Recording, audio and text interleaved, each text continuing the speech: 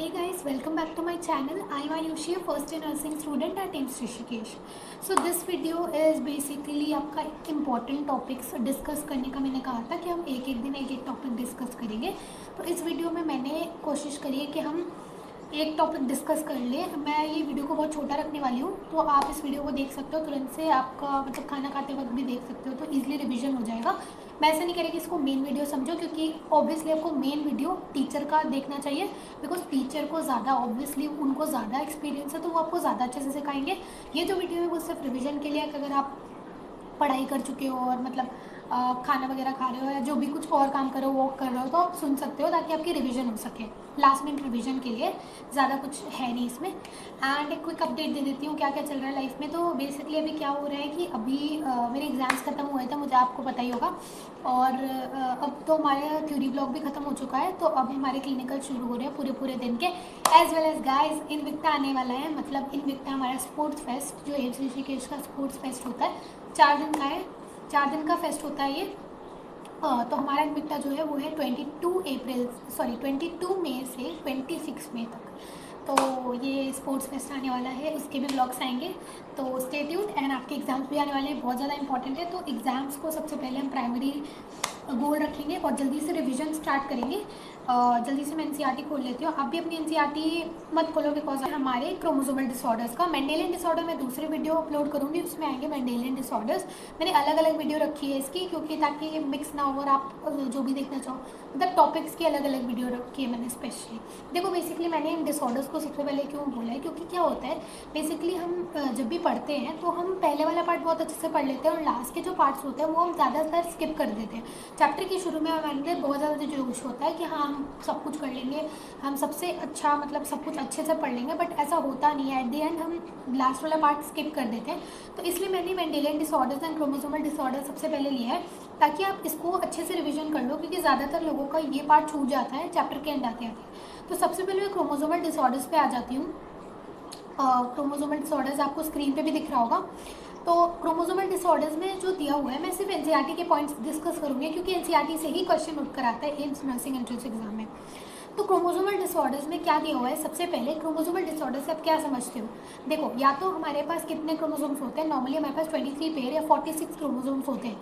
अगर उसमें कुछ एक्स्ट्रा ऐड हो जाए या कुछ सब्सट्रैक्ट हो जाए या पूरा का पूरा पेयर एक्स्ट्रा ऐड हो जाए, या फिर किसी भी टाइप का अरेंजमेंट कुछ एबनॉर्मल अरेंजमेंट हो जाए, या फिर कोई एक क्रोमोसोम मतलब अगर 21 पोजीशन पे तो उठ के किसी और पोजीशन पे चला जाए, ऐसी सारी चीज़ें हो जाए, तो उसको हम क्रोमोसोमल डिसऑर्डर कहेंगे. मतलब क्या समझ रहे हो तुम उस वर्ड से. Chromosomal disorder in the sense कि डिसऑर्डर्स ऑफ क्रोमोसोम में कोई एबनॉर्मलिटी आ गई, जिसकी वजह से हमें कुछ सिम्टम्स आ रहे हैं जो कि डिसऑर्डर्स में कन्वर्ट हो गए. अब आप मुझे बताओगे what is the difference between a disease and a disorder.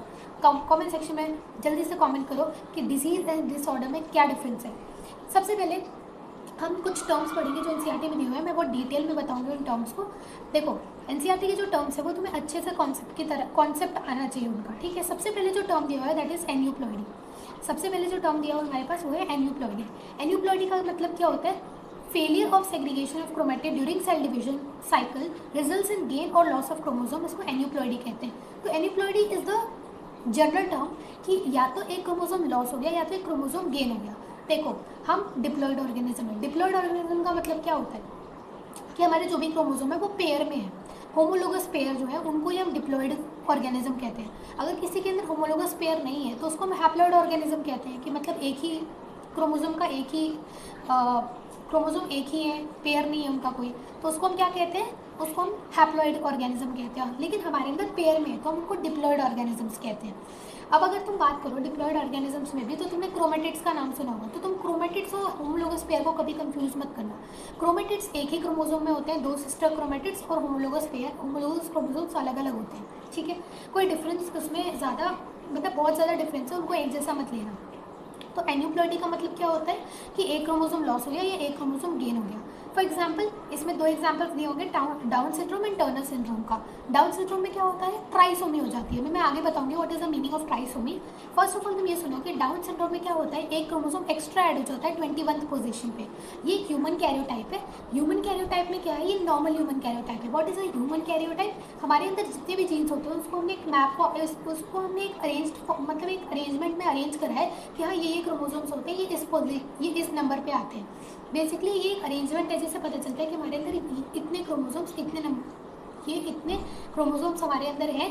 Based on the size and size वगैरह के बेसिस पर इनको हम इस तरह से अरेंज करते हैं क्रोमोसोम्स को, दैट इज़ ह्यूमन कैरोटाइप। ह्यूमंस के डीएनए को सिंप्लीफाई करने के लिए, कि हमारे अंदर इतने सारे क्रोमोसोम्स होते हैं, उनको सिंप्लीफाई करने के लिए हमने एक अरेंजमेंट बनाया हुआ है, इसी को हम ह्यूमन कैरोटाइप कहते हैं। तो क्या होता है कि जब हम एक ह्यूमन कैरोटाइप देखते हैं तो उसमें 21 पोजीशन में जब एक एक्स्ट्रा क्रोमोसोम आ जाता है तो उसको हम क्या कहते हैं, डाउन सिंड्रोम। ठीक है, एक एक्स्ट्रा क्रोमोसोम आ गया, नॉट एक्स्ट्रा पेयर, मैंने बोला एक एक्स्ट्रा क्रोमोसोम आ गया। तो एन्यूप्लॉइडी पेयर की बात नहीं करता, एन्यूप्लॉइडी एक्स्ट्रा क्रोमोसोम की बात करते हैं कि या तो गेन हो गया या तो लॉस हो गया। ठीक है, उसके बाद नेक्स्ट है टर्नर सिंड्रोम। टर्नर सिंड्रोम में क्या होता है, टर्नर सिंड्रोम में एक लॉस हो जाता है। एन्यूप्लॉइडी में दोनों चीज़ आती है, गेन और लूज। तो गेन का एग्जांपल हो गया डाउन सिंड्रोम और लूज का एग्जांपल हो गया एक्स क्रोमोसोम। ठीक है, टर्नर सिंड्रोम में ह्यूमन फीमेल्स में अगर एक एक्स क्रोमोसोम का लॉस हो जाए तो उससे टर्नर सिंड्रोम हो जाता है। अब नेक्स्ट जो दिया हुआ है polyploidy. What is a polyploidy? अगर क्या होता है, अब तो बेसिकली जो एन्यूप्लॉइडी हो रही थी वो किस लिए हो रही थी, जैसे एन्यूप्लॉइडी हमारे पास सेग्रीगेशन के वक्त सेग्रीगेशन के वक्त एक क्रोमोसोम जो है उसको सेग्रीगेट होना था, लेकिन वो साथ साथ चला गया सेल के अंदर। तो क्या हो गया कि एक्स्ट्रा पेयर आ गया एक, और दूसरे वाले सेल में वो पेयर एब्सेंस हो गया। तो इस तरह से हो रहा था एन्यूप्लॉइडी, बिकॉज सेग्रीगेशन के वक्त। और तुम मुझे कमेंट सेक्शन में बताओगे कि सेग्रीगेशन सेल साइकिल के कौन से फेज में होता है। ये तुम्हारे लिए क्वेश्चन है, cell division and cell cycle का क्वेश्चन है कि जो क्रोमोसोम्स का सेग्रीगेशन होता है वो कौन से फेज में होता है सेल साइकिल के। तो अब मुझे बताओ कि अगर मान लो सेग्रीगेशन हो रहा है तो सेग्रीगेशन में अगर उनका प्रॉपर सेग्रीगेशन नहीं हुआ तो उस केस में वो दोनों एक सेल में चले जाएंगे। अगर वो एक सेल में चले जाएंगे तो ये जो क्रोमोसोम था वो एक्स्ट्रा हो गया इस सेल में। तो इसी की बात करते हैं एन्यूप्लॉइडी में। तो एन्यूप्लॉइडी का रीज़न क्या होता है, सेग्रीगेशन में प्रॉब्लम होती है तो एन्यूप्लॉइडी होता है। दूसरा हम पढ़ेंगे पॉलीप्लॉइडी। पॉलीप्लॉइडी क्यों होता है, जब साइटोकिनेसिस नहीं होती है तो पॉलीप्लॉइडी हो जाता है। What is a cytokinesis? जब सबसे पहले सेल डिवीजन में कैरियोकिनेसिस होती है, मतलब न्यूक्लियस का डिवीजन होता है। कैरियो का मतलब होता है न्यूक्लियस, तो न्यूक्लियस का डिवीजन होता है। देन उसके बाद साइटोप्लाज्म का डिवीजन होता है। तो साइटोकाइनेसिस में साइटोप्लाज्म का डिवीजन होता है। अगर साइटोप्लाज्म का डिवीजन अच्छे से ना हो तो पूरा का पूरा जो होल सेट है क्रोमोसोम का, जिसको हम जीनोम कहते हैं, वो पूरा का पूरा जीनोम एक सेल में आ जाता है, उसको हम पॉलीप्लॉइडी कहते हैं। और पॉलीप्लॉइडी ज़्यादातर प्लांट्स में कॉमन होता है। तो ये एन्यूप्लॉइडी पॉलीप्लॉइडी हो गया। ठीक है, इस तरह से याद होगा। एन्यूप्लॉइडी में इंक्रीज है डिक्रीज ऑफ क्रोमोसोम, जिसमें टर्नर एंड डाउन पढ़ लिया था। पॉलीप्लॉइडी में पूरा का पूरा सेट एक सेल में चला गया, that was polyploidy. Polyploidy usually plants में कॉमन होता है। ठीक है, तो अब यहाँ पर टोटल नंबर ऑफ क्रोमोसोम बताया। ह्यूमन सेल में 46 होते हैं, 23 पेयर, जिनमें से 22 ऑटोसोम होते हैं और 1 पेयर एलोसोम होता है। अब मुझे बताओगे what is allosome? Allosome and autosome का तुम मुझे एक्सप्लेन करोगे कमेंट्स में, वैसे मैं भी बता देती हूँ।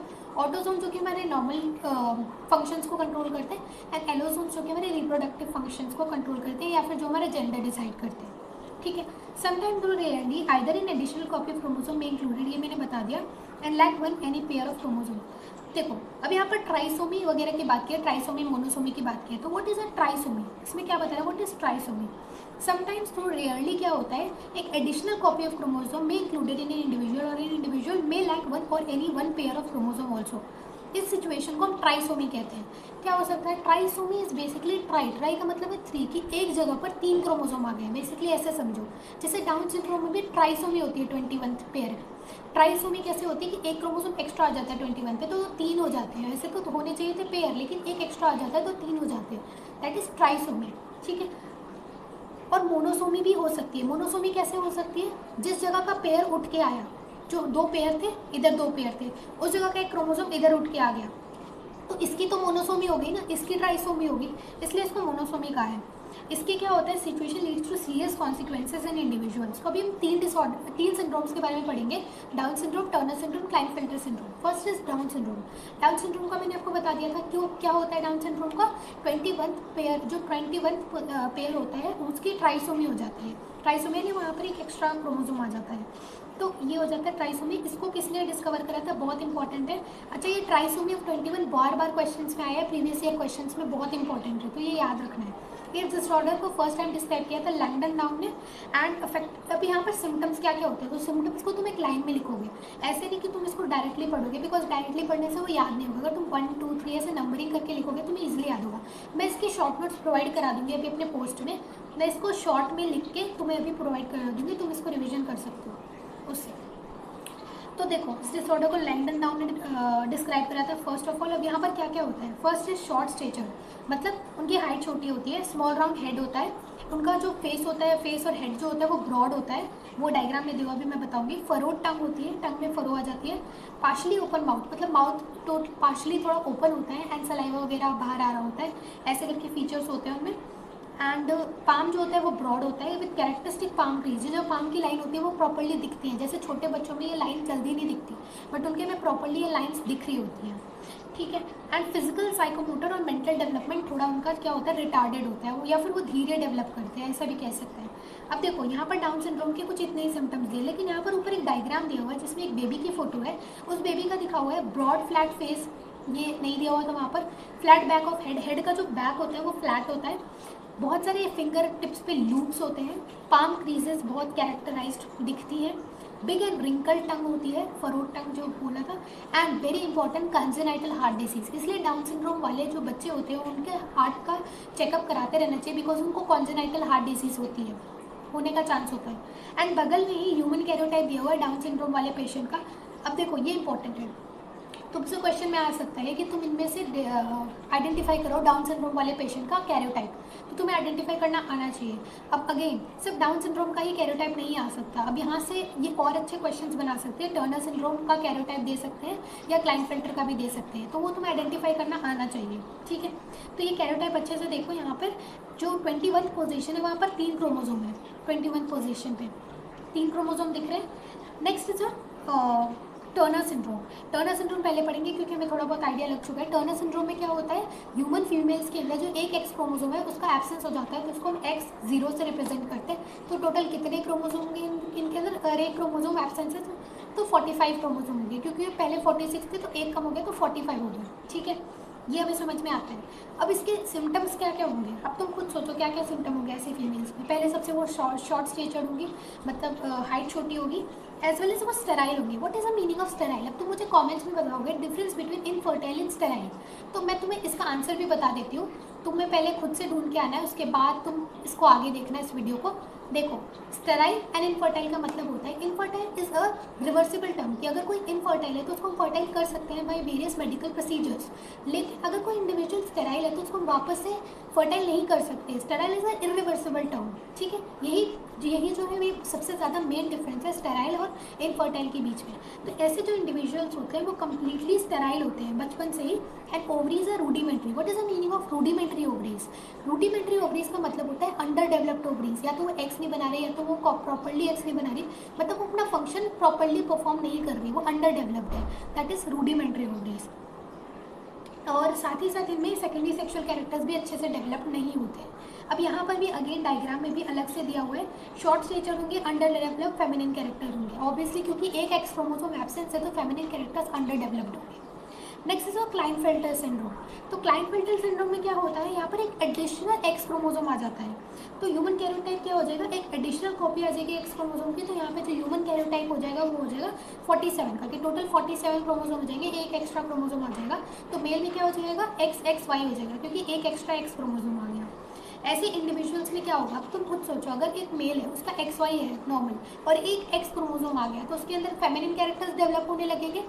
यूजुअली उनका मस्कुलर डेवलपमेंट जो होता है वो नॉर्मल होता है, ओवरऑल मस्कुलर डेवलपमेंट होता है, बट साथ में कुछ फेमिनिन कैरेक्टर्स भी डेवलप होने लगते हैं, जैसे ब्रेस्ट डेवलपमेंट होने लगता है जिसको गायनेकोमास्टिया कहते हैं, ठीक है, गायनेकोमास्टिया होने लग जाता है। तो ऐसे इंडिविजुअल्स भी स्टेराइल होते हैं, मैंने बता दिया था स्टेराइल का मतलब, ऐसे इंडिविजुअल्स भी स्टेराइल होते हैं। तो यहाँ पे डायग्राम में क्या दिया हुआ है कि टॉल स्टेचर होंगे, इंपॉर्टेंट है, पूछ सकता है कि क्लाइनफेल्टर सिंड्रोम में टॉल स्टेचर होना चाहिए, और फेमिनिन कैरेक्टर्स डेवलप हो जाएंगे जैसे गायनेकोमास्टिया, एज वेल एज वो स्टेराइल होंगे। यही इंपॉर्टेंट पॉइंट्स हमें याद रखने हैं, ठीक है। तो this is all about the chromosomal disorders. बहुत छोटा पार्ट था, बहुत इजी पार्ट था, इसको बहुत जल्दी से रिवाइज कर सकते हो। मैं इसके एक शॉर्ट नोट्स प्रोवाइड करूँगी आपको पोस्ट सेक्शन में, मैं खुद से इसको मतलब एक फ्लो चार्ट के फॉर्म में बना के दे दूँगी, आपको ईजी होगा अंडरस्टैंड करने में। एंड आपको इसको सिर्फ 1-2 बार रिवाइज कर लो, आज ही कर लो, फिर मत करना, आपको याद रहेगा, ठीक है। तब तक के लिए बाय बाय, रिवाइज करते रहो और बहुत जल्दी मोटिवेटेड रहो और पढ़ते रहो। अगर कोई और वीडियो चाहिए तो कमेंट सेक्शन में बताना, और मेंडेलियन डिसऑर्डर्स का वीडियो मैं नेक्स्ट वीडियो में लेके आ रही हूँ, ठीक है। Bye bye.